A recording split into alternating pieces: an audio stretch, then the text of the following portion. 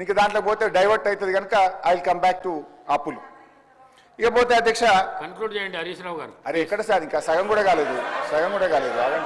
Please.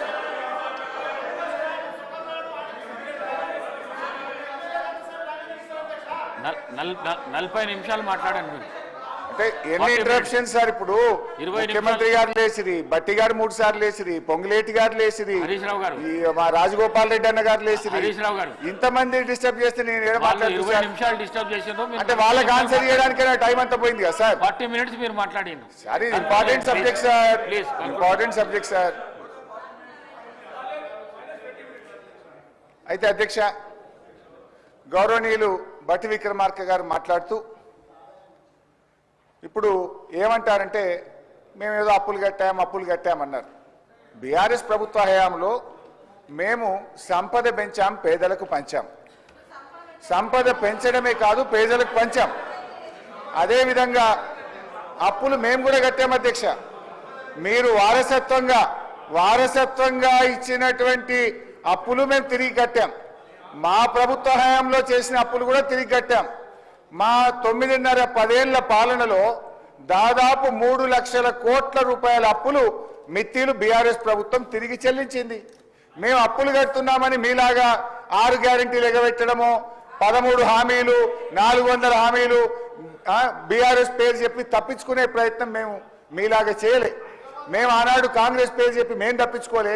కానీ మీరేమో BRS పేరు చెప్పి, అప్పుల పేరు చెప్పి 6 గ్యారెంటీలను ఎగవేయించాలని 6 గ్యారెంటీలు వాయిదా వేసే ప్రయత్నం చేస్తున్నారు. గౌరవనీయులు బట్టి విక్రమార్క గారు బాండ్ పేపర్ మీద సంతకం పెట్టించిండు. ముఖ్యమంత్రి గారి సంతకం బాండ్ పేపర్ మీద, బట్టి గారి సంతకం 100 రోజుల్లో 6 గ్యారెంటీలు అమలు చేస్తామని చెప్పి ఇవాళ ప్రజల్ని మోసం చేసింది కాంగ్రెస్ పార్టీ. ఏమైంది? మహాలక్ష్మి 2500 ఏమైంది? అవ్వాతాతల 4000 పెన్షన్ ఏమైంది? రైతు భరోసా 15,000 ఏమైంది? విద్యార్థి భరోసా కార్డు 5 లక్షలు ఎక్కడ పోయింది? 100 రోజులు కాదు 365 రోజులైనా మీ గ్యారెంటీలు అమలు కాక ప్రజల్లో వెళ్ళలేక రోజు రోజుకు మీ గ్రాఫ్ పడిపోతున్న పరిస్థితి ఉంది. సో మేము ఆ రోజు 10 ఏళ్లలో దాదాపు 3 లక్షల కోట్ల అప్పులు తిరిగి చెల్లించుతూనే మేము ఎన్నికల్లో హామీ ఇవ్వకపోయినా 73,000 కోట్ల రూపాయలు రైతు బంధు ఇచ్చాం. దాదాపు 6,000 కోట్లు రైతు బీమా ఇచ్చాం. ఇలా ఎన్నికల్లో హామీ ఇవ్వకపోయినా 11,000 కోట్ల రూపాయలు కళ్యాణ లక్ష్మి పథకం కింద ఇచ్చాం. మీరేమన్నారు? కళ్యాణ లక్ష్మికి తులం బంగారం కలుపుతామన్నారు. ఏడాది అయిపోయినా తులం బంగారం అయితే ఇంకా వస్తున్నటువంటి పరిస్థితి లేదు. ఇకపోతే అధ్యక్ష, బట్టి గారు చెప్పినటువంటి ఆర్బీఐకి పోదాం. సరే, వైట్ పేపర్ ఒకటైతే క్లియర్ అయిపోయింది. వైట్ పేపర్ లో బీఆర్ఎస్ అప్పు 4,17,000, కాంగ్రెస్ అప్పు ఏడాదిలో 1,27,000. This is clear. ఇక now I will come to RBI. ఇక ఆర్బీఐకి వస్తే, ఇది రిజర్వ్ బ్యాంక్ ఆఫ్ ఇండియా అనేది దేశంలో అత్యున్నతమైన సంస్థ. ఆర్బీఐ చెప్తున్న అనేక విషయాల్లో ఇవాళ ఇవన్నీ కూడా రికార్డ్స్ కూడా ఉన్నాయి. గౌరవనీయులు వారి దగ్గర బుక్ కూడా ఉంది. కావాలంటే పేజ్ వైజ్ కూడా నేను వారికి పంపిస్తాను, పేజ్ నెంబర్ కూడా చెప్తాను. ఆర్బీఐ రిపోర్టు 10 ఏళ్ల బీఆర్ఎస్ పాలనలో కొన్ని విషయాలు చెప్పింది. అన్ఎంప్లాయ్మెంట్ రేట్ 2013-14లో ప్రతి 1000కి 65 ఉంటే మేము దిగిపోయే నాటికి అది 35కు తగ్గించాం. అన్ఎంప్లాయ్మెంట్ ఇన్ అర్బన్ ఏరియాస్ ప్రతి 1000కి 94 ఉంటే మేము దిగిపోయే నాటికి దాన్ని 73కు తగ్గించాం. పావర్టీ ఇండెక్స్ మేము అధికారంలోకి వచ్చినాడు 13.18% ఉంటే మేము దిగిపోయే నాడు 5.88%. అదేవిధంగా పర్ క్యాపిటల్ ఇన్కమ్ 3,56,564కు 1,24,000 నుంచి పెంచాం. జిఎస్డిపి 4,08,000 నుంచి 15 లక్షల కోట్లకు పెంచాం. అగ్రికల్చర్ జీవీఏ 47.9 వేల కోట్ల నుంచి 1,02,000 కోట్లకు పెంచాం. మ్యానుఫ్యాక్చరింగ్ జీవీఏ 57,000 కోట్ల నుంచి 1,23,000 కోట్లకు పెంచాం. ఇండస్ట్రీ జీవీఏ 1,02,000 నుంచి 2,45,000 కోట్లకు పెంచాం. Gross sown area in 1000 hectares 6,288 నుంచి 9,278కి పెంచాం. Net irrigated area in 1000 hectares 2,289 నుంచి 3,866 హెక్టార్లకు పెంచాం. రైస్ ప్రొడక్షన్ ఇన్ 1000 టన్స్ 5,755 నుంచి 3 అంతలకు పైగా 16,874 కోట్లకు పెంచాం. Food grain production in 1000 tonnes 9,142 నుంచి 20,276 టన్స్కు పెంచాం. క్యాపిటల్ ఇన్వెస్ట్మెంట్ 90,71,000 కోట్ల నుంచి 1,87,82,000 కోట్లకు పెంచాం. ఓన్ ట్యాక్స్ రెవెన్యూ 29,000 నుంచి 1,31,000 కోట్లకు పెంచాం. Per capital availability of power 1,151 kilowatt hour నుంచి 2,398 కిలోవాట్ అవర్కు పెంచాం. క్యాపిటల్ ఎక్స్పెండ్ ఇంకా చాలా ఉన్నాయి సార్.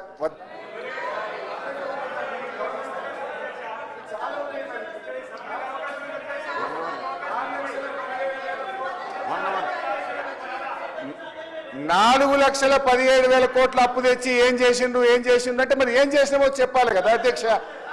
ఇలా పెరిగిన ఆదాయం చెప్పాలి, మేము ఎన్నో విషయాలు కూడా చెప్పాలి కదా.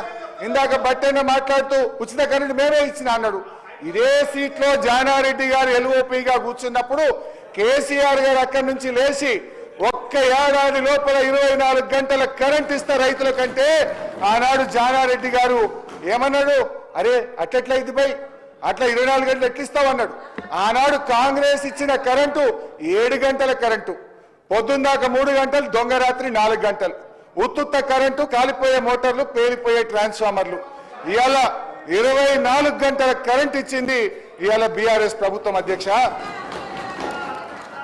అధ్యక్ష ఈరోజు బాధ కలిగేది ఏంటంటే రేవంత్ రెడ్డి గారు కానీ ఈ ప్రభుత్వం ఏం చేస్తుంది, మేమేదైనా ప్రశ్నిస్తే మమ్మల్ని దబాయించుడు, ఎంక్వైరీల పేరు మీద అక్రమ కేసులు పెట్టుడు, ఇదే కదా మీరు చేసేది. ఇవాళ మా కేటీఆర్ గారి మీద అన్యాయంగా రాష్ట్రం కోసం ఆయన పనిచేస్తే, రాష్ట్ర ఇమేజ్ ను పెంచే ప్రయత్నం చేస్తే కేటీఆర్ గారి మీద కేసు పెడుతున్నారు. మహేశ్వర్ రెడ్డి గారు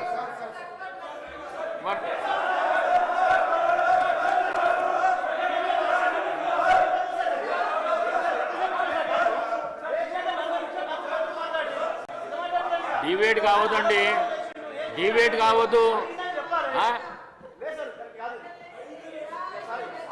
అధ్యక్ష బడ్జెట్ మీద చర్చ నడుస్తున్నది, కేటీఆర్ గురించి చర్చ నడుస్తున్నదా?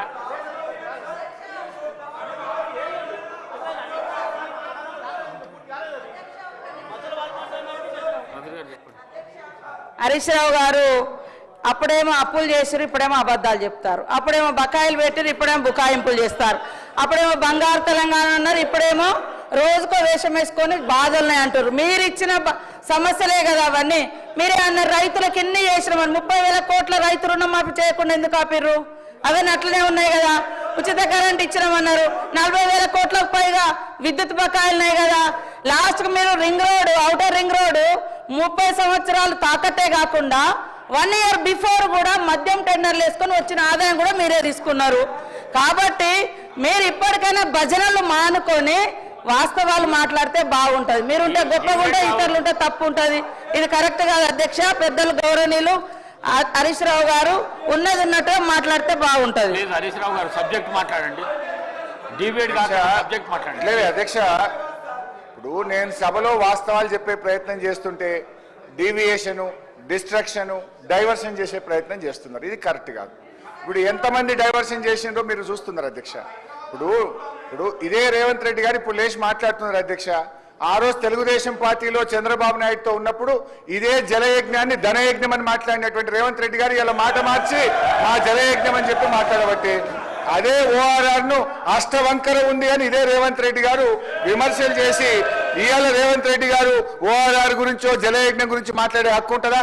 నాకు తెలుగుదేశంలో ఉంటేనేమో ధనయజ్ఞం అంటివి, అష్టవంకర అంటివి, ఇవాళనేమో మాట మార్చి మాట్లాడబట్టివి. ఇక అధ్యక్ష అక్క ఒక్క నిమిషం అక్క ప్లీజ్. హరీష్ రావు గారు ఒక్క నిమిషం. సబ్జెక్ట్ అంతా కూడా ఇప్పుడు మనం పెట్టిన దాంట్లో గ్యారంటీస్కి సంబంధించి మేము చూపించింది తప్పు, నేను చెప్పేది రైట్ అని వారు ఒక కాగితం తీసుకొని వచ్చి సభని బయట మాట్లాడారు. అదంతా వదిలేసి మిగతా అన్ని ఏదేదో మాట్లాడుతూ ఉన్నారు అధ్యక్ష. లేని పని ఇప్పుడు ముఖ్యమంత్రి గారు, కాంగ్రెస్ ముఖ్యమంత్రి గారు వారు అప్పుడెప్పుడు ఏదో ఉన్నారు మాట్లాడారంటే అది అసంబద్ధమైంది. ఇది అసంబద్ధమైంది, సంబంధం లేనటువంటి అంశాలు ఈ రకంగా. అంటే మన దగ్గర విషయం లేనప్పుడు మిగతా అన్ని మాట్లాడుతుంటాం అధ్యక్ష. సబ్జెక్టు మనం పెట్టింది దీనికోసం ఆర్బీఐది అండి. ఆర్బీఐది మీరు మళ్ళీ ఫిబ్రవరి ఒక నెల అయితే అది కూడా వచ్చేస్తుంది.